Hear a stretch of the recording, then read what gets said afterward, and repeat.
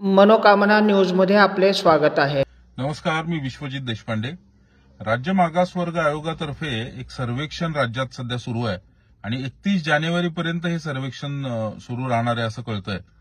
राज्यात जी मराठा समाजाची विशेषतः आरक्षणाची मागणी आहे त्या अनुषंगाने हे सर्वेक्षण करण्यात येतंय असं कळतं।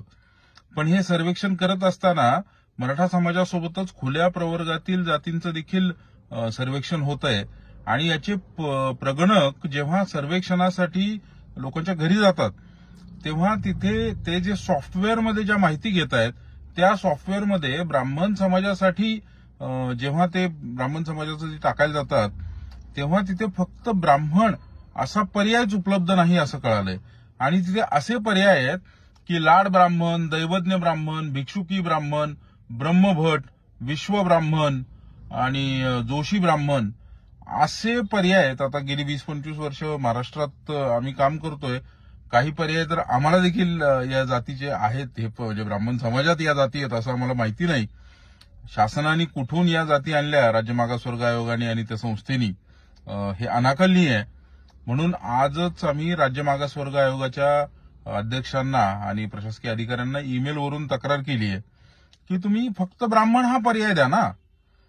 ठीक आहे, तुम्हाला तिथे माहिती घ्यायची नाही घ्यायची हा भाग वेगळा, परंतु शासनाच्या रेकॉर्डमध्ये, शासनाच्या नोंदींमध्ये आमची चुकीची नोंद होणं हे भविष्यात आमच्यावर गंभीर वाईट परिणाम करणारं ठरू शकतं आणि त्याचे गंभीर परिणाम आमच्या पिढ्यांना भोगावे लागू शकतात। त्यामुळे मी आज ईमेलवरून विनंती केली आहे। मी हा व्हिडिओ यासाठी करतोय की आपल्या घरी जेव्हा प्रगणक येतील तेव्हा आपणही त्यांना सांगा की आम्हाला फक्त इथे ब्राह्मण हा पर्याय हवाय। आपण तिथे लाड ब्राह्मण आणि जोशी ब्राह्मण हे नक्की काय प्रकार आहेत, ब्रह्मभट हा काय प्रकार आहे, ही कुठली जात आहे आणि आपण हे कशासाठी टाकलंय हे अशी आपण विचारणा करा। त्यांना ते तात्काळ त्यांच्या वरिष्ठांच्या निदर्शनास आणून देण्याचं आपण त्यांच्याशी बोला आणि अशा चुकीच्या नोंदी मुळीच होऊ देऊ नका। मराठा समाजाचं सर्वेक्षण चांगलं चाललंय, चांगली गोष्ट आहे, तो वेगळा स्वतंत्र वेगळा विषय आहे।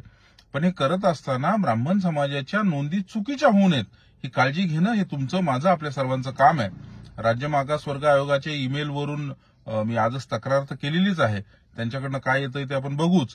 पण आपण देखील आपल्या घरी जेव्हा प्रगणक येतील तेव्हा हा मुद्दा त्यांना प्रकर्षाने जाणीव करून द्या, त्याची वरिष्ठांना तक्रार करायला सांगा। आपल्याला शक्य असेल तर आपण देखील स्वतः त्याची तक्रार आपल्या तहसीलदारांकडे, आपल्या जिल्हाधिकाऱ्यांकडे करा, पण चुकीच्या नोंदी मुळीच होता कामा नये। धन्यवाद। मनोकामना न्यूज ही वेगळ्या व स्वतंत्र बातम्यांची वृत्तसंस्था आहे।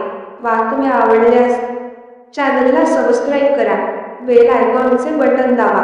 धन्यवाद।